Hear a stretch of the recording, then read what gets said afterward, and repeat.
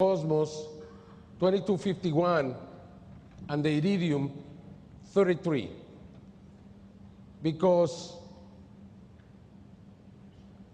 something happened.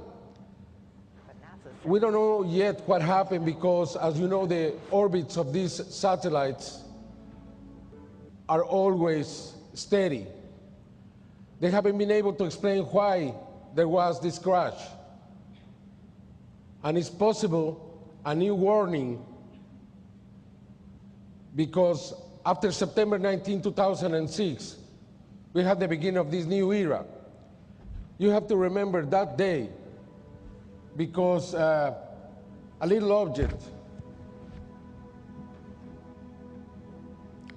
stopped the Atlantis from coming back. This object was there for something from 8 hours to 11 hours, blocking the Atlantis from coming back. That had to be a warning. That was not accidental. What they want to say is probably that the space, it doesn't belong to human beings, but to every single intelligent creature in the space. In that same mission, the Atlantis was able to record this light that came from very far to very near, stayed there for a few minutes, and then left. It happened again on the next mission, STS-116. On December of that year, when two new warnings happened, when these objects got very close to the Discovery and the International Space Station. How can we interpret this?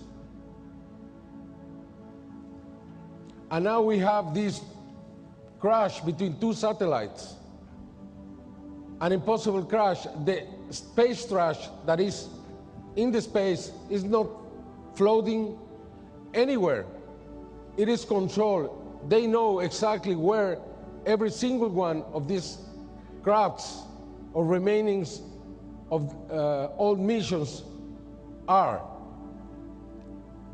It means that was not accidental. How can we know this is truth? Well, let's watch. Let's see, because I believe this is not going to be the last time we see something like that. In October 2007, the whole mission was observed. This is just very few videos. We have presented this in the past, but we want to prove that we are being watched in the space. The Discovery landing, a UFO got very close to it. And the only way to have these images is thanks to Santiago, that records hundreds and hundreds of hours every time. And we can prove this presentation is not just about the space, but we could have a very long presentation just from what is happening in the space. These are just a very few examples to prove